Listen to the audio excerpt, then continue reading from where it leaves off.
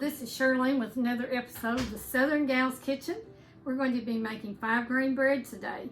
This bread is sort of a takeoff of Jeffrey's bread on isolation baking.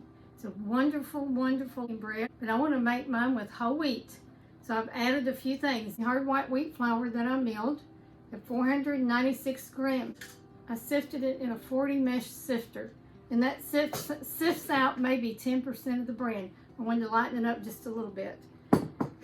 We also have 71 grams or 2/3 cup of rye. I blended this, did not take anything out. So the hard white wheat is 4.5 cups plus 2 tablespoons. It's best to go by grams. Tell you, cups just, they're not accurate. 496 grams, get you a little scale. And then 2/3 or 71 grams of the rye flour. We have 1 1/2 cups, less 1 tablespoon of warm water, just warm to the touch, about 110. You can put it on your wrist. We have 1 tablespoon of honey. I am adding 2 teaspoons of apple cider vinegar because we're going to use 2 teaspoons of yeast. You can only put in as much vinegar as you have yeast. You can't put in more. I'm adding this because I'm doing whole grain and I want to make sure it rises really well. So we have 2 teaspoons of instant yeast, spoons of salt, or this 12 grams. And then I have 3 tablespoons of vital wheat gluten. Again, I'm making a whole grain bread. Now this bread has all these seeds and things in it. We'll talk about that in a minute. So it's already has a lot of nutrition, even if you did it with all white flour. I just like to do whole grain. So that's our kind of dough ingredients. For this soaker, you make this the night before. It's real thick. The water has taken up all the liquid's all soaked up into the grain.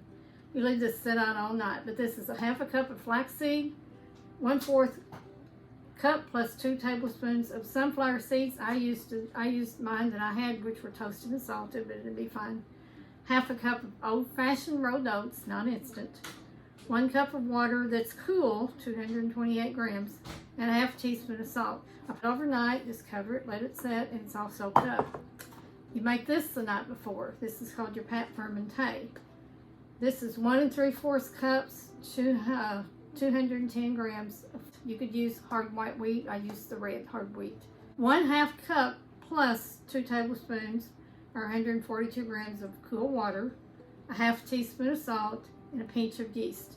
Stir that up, cover it, let it sit all night. To make our dough, we're going to combine everything in our mixer.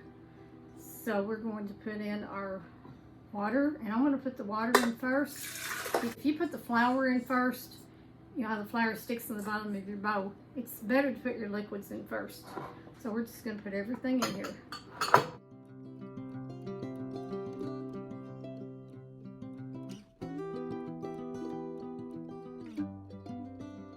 We're going to let this mix on low for about 3 minutes. The dough is starting to really come together. It still looks pretty shaggy. I am going to take my dough scraper, and I'll probably scrape it down once. I'll do that now, and then we'll do a little bit more, and then we'll turn it up to medium and do about 5 minutes. So this dough's pretty shaggy. Mix it around there and make sure that there's no flour left on the bottom. Okay, you can see this dough. It's really kind of a shaggy. Well, it's not even, well, it is shaggy. It's just a soft dough at this point. It's very sticky, and that's okay. That's what it should be. You're just mixing it together at this point. It's a little bit hard on the mixer. I'm going to turn it down one. This mixer's rocking. You don't want to overheat the mixer. I generally like to do my doughs by hand, and you can take this out and knead it by hand. You want to get it to probably just a pretty soft and pliable dough.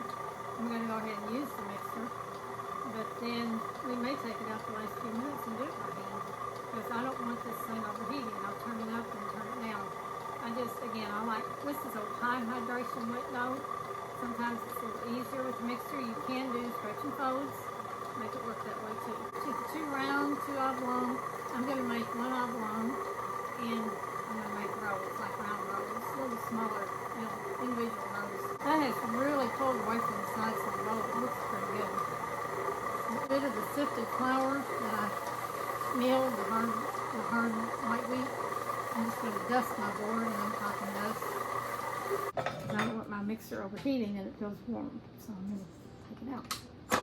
When you have wet dough, you can dip your hands in just a little bit of water, just a little bit wet, damp, I guess. And I'm going to do some kneading with this. Bow out over your tray. What I'm going to do, this is a lot of dough and it's wanting to stick, so I'm going to put this in water and off the excess. We're going to do some stretch and folds here with it. Try to add a bunch of flour in and thinking that that's going to make it better. It'll make it worse. It's a sticky dough, it's a high hydration, and you want to keep it that way. Stretches and folds are just that, stretches and folds. Take your hand, barely wet, stretch and fold.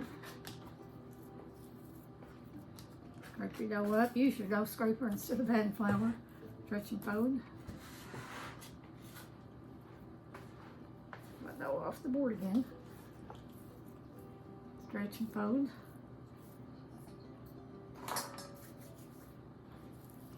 Scrape it up. Keep it off that board. Okay. Stretch. Fold. Those seeds in there just look so pretty. This is a high nutrition bread with the whole grain that we milled ourselves. Has all those 45 nutrients in it. Then you've got that flax, and flax makes bread really good too. Keeps it tender. Sunflower seeds, oats. You have a lot of good nutrition in this bread. It's high nutrition bread. It's a bread to feed your family.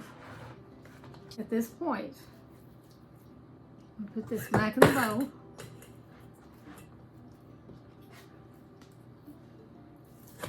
And let it set for an hour.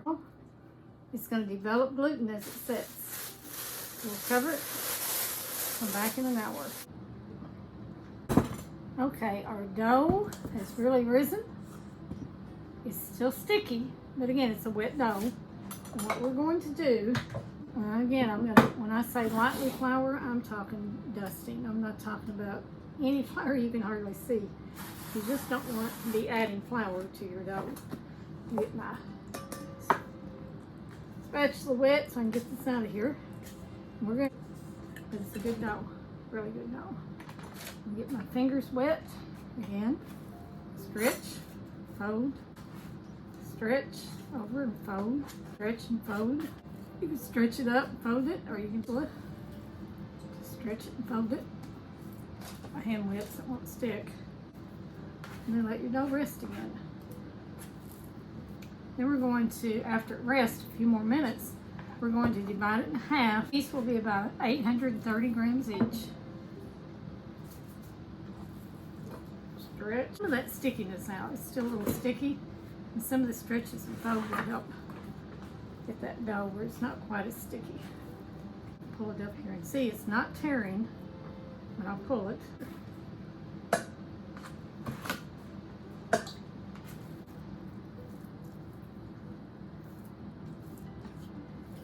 It's getting less sticky. It's not sticking like playing with dough like this. It's kind of like playing. If you have a lot of arthritis and you can't do this, there are mixers, heavy-duty bread mixers, Breville's and I don't know, different kinds that will do this, all the kneading for you. And I understand there may be some of you that can't do the kneading, but if you can do it, it's kind of fun to do. It's really good shape. I'll let it rest just a couple minutes. Okay, it's been about 10 minutes. I went ahead and covered it with a towel.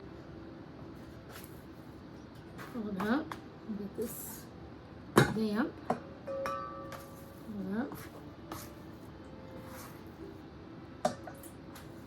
It's in better and better and better shape. It's less sticky.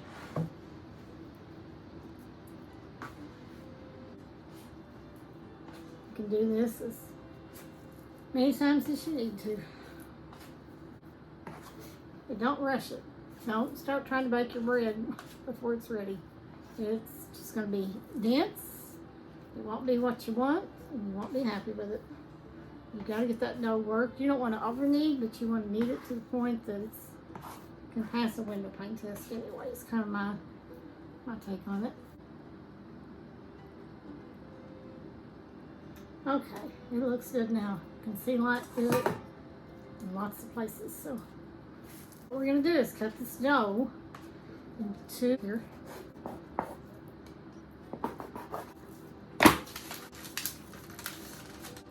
$756, we're close. 830, we got it.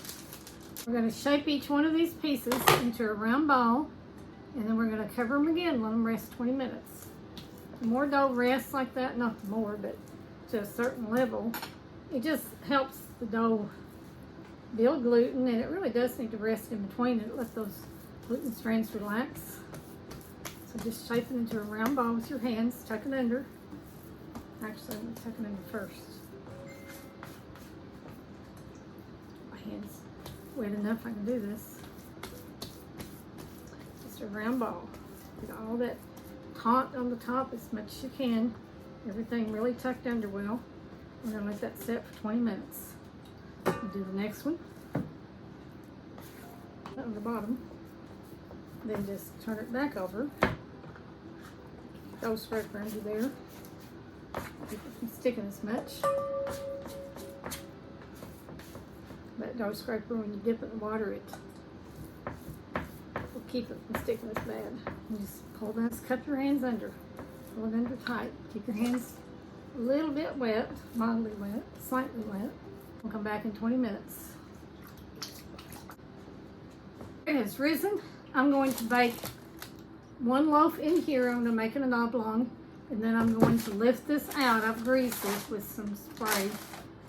And I'm going to set it into my pan. My pan it's a big round cast iron with a lid. It's been preheating in the oven. You leave it in there about 45 minutes on 450. So it's been in there a long time, and it's ready. Then this other round loaf or other dough, I'm going to shape it into rolls, and I'll show you how to do those. And we'll bake those on parchment on an oblong sheet pan.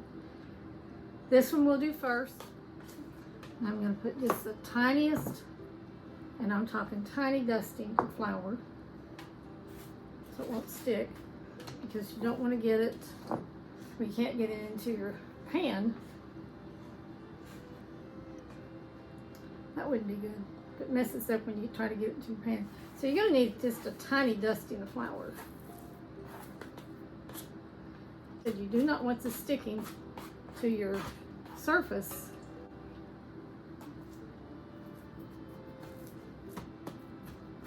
Okay, that's not sticking now.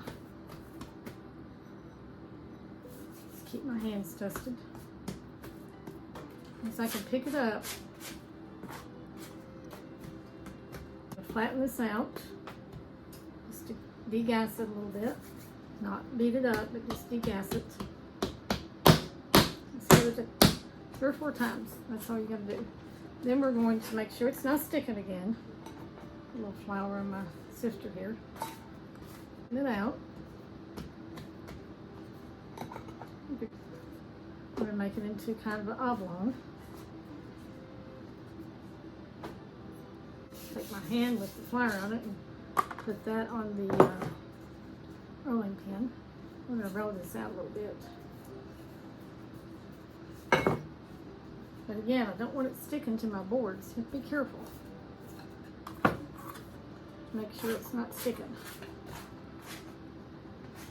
If it's sticking, you'll never get it into your pan without messing it up.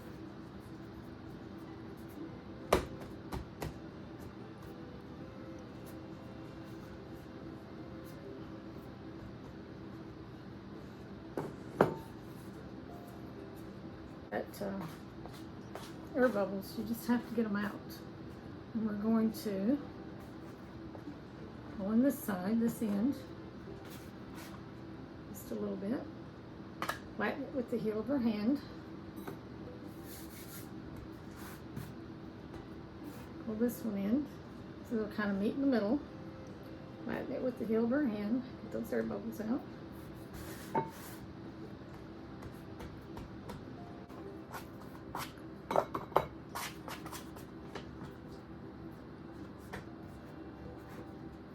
Thicker, it's more narrow in the middle. I'm gonna see if we can even that up just a little bit with my hands.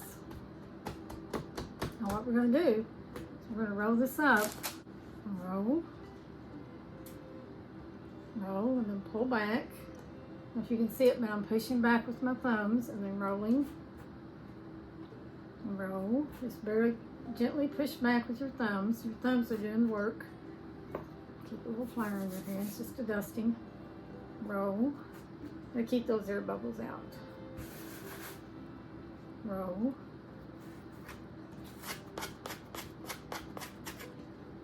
Keep your thumbs, push back and roll.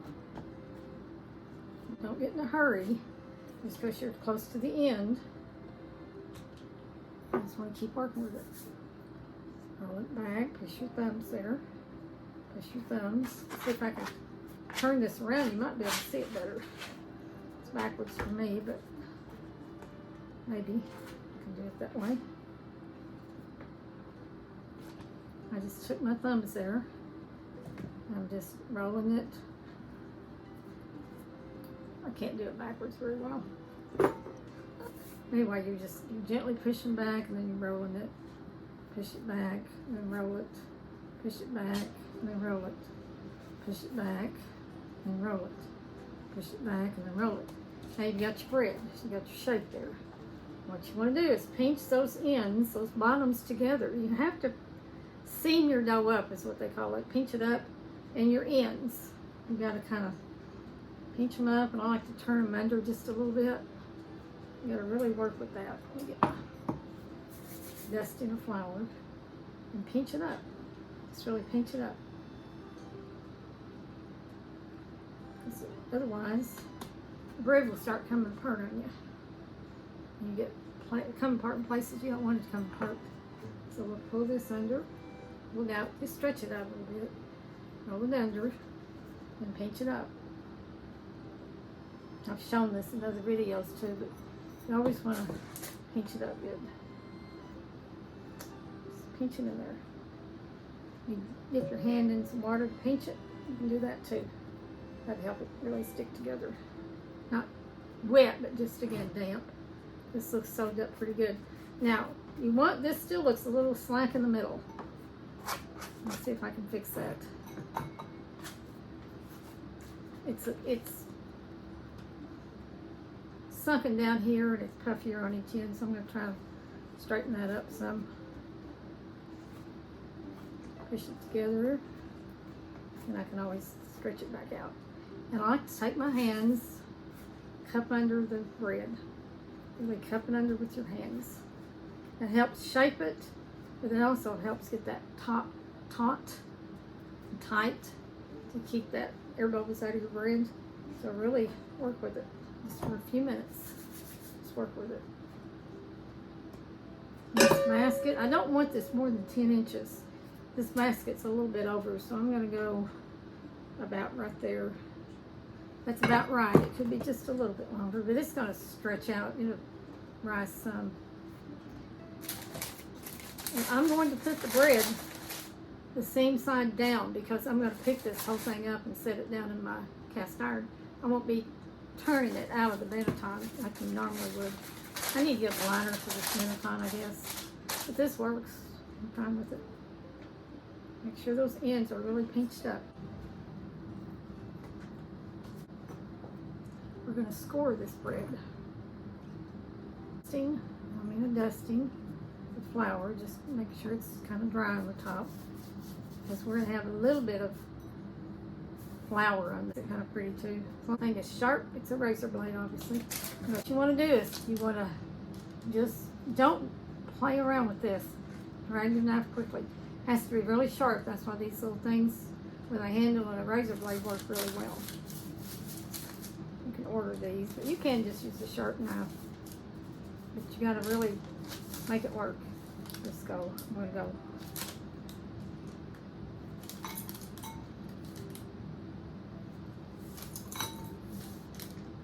Pressure the blade. I like to dip it in flour just to It's not soaky wet in flour, it's just a little bit. Keep it from sticking.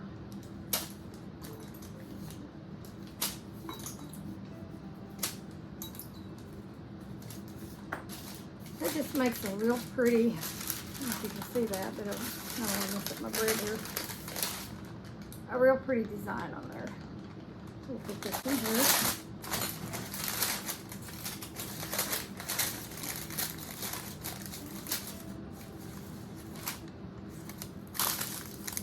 Very pretty bread.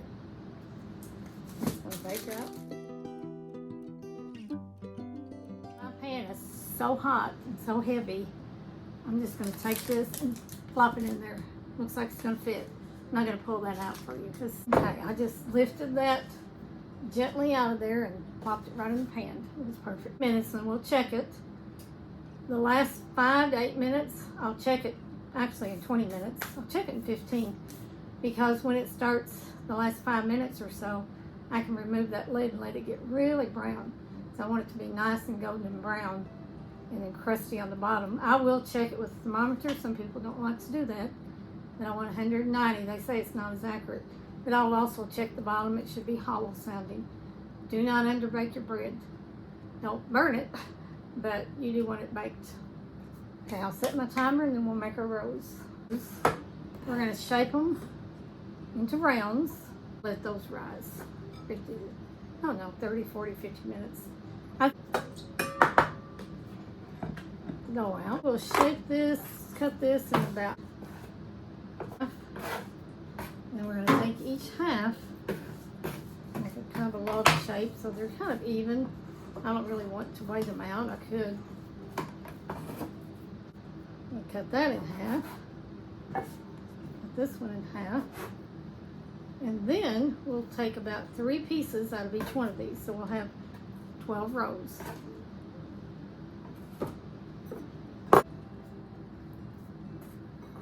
A little dusty with flour so we don't stick so bad. Make a little log.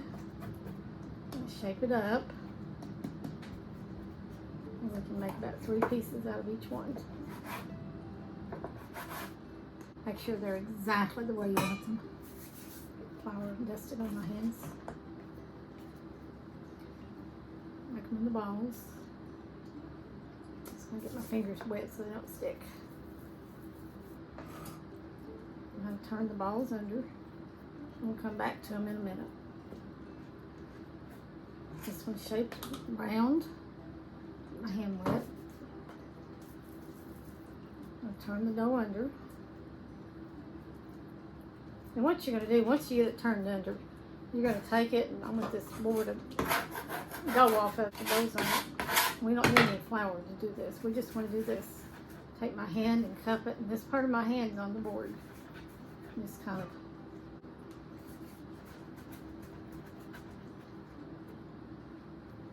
There's a row. These are going to be nice big rows.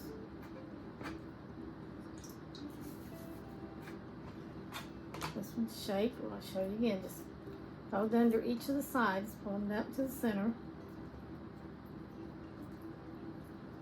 And take your dough and just roll it in your hand and get some tension. That gets it kind of tight on the top. There we are. And do the next one, and we just proceed on with this method. Pulling these under. And again, if you have to get your hands wet because the dough's still a little sticky, that's okay. Pull it under. Get that all seamed under there and tight. And then just put some tension on the top. Make it a round. Nice ball. Show you that. On my cookie sheet, on my pan, just kind of space them apart. And I'm going to finish all 12 of these. But I'll go ahead and show you this. You can take these are sesame seeds. You can do poppy seeds. Have a damp towel. Anywhere that dough hits that damp towel, those seeds will stick.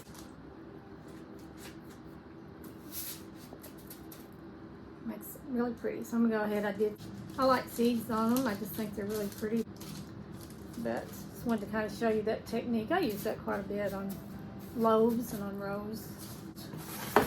and we'll bake them off. After they're risen, I'm going to bake them off at about a 450 oven, or maybe 15-20 minutes. I'll check them. You want them brown at 190, and then we'll come back. Our bread is out of the oven, and it looks amazing, amazing. I cut into one of the rows. The center is so soft. Outside is very crunchy. The bottom has that hollow sound the way you want it. I baked the rows about close to 20 minutes, I guess. The bread, I baked the bread in 20 minutes. It wasn't done. And then I baked it about 10 more minutes, and I might have even added a little bit more. You just want that 190 on the inside and this nice golden crust on the outside and that hollow sound on the bottom. The rows didn't get as dark as the bread. I should have left them in there maybe a little bit longer, but they're good and done. And they taste, I love all those seeds in there and on there. It's just a really, really good moist bread. Bread off too for you. Soft, bendable, supple, but a nice crust. You're gonna love it. Talk to you later.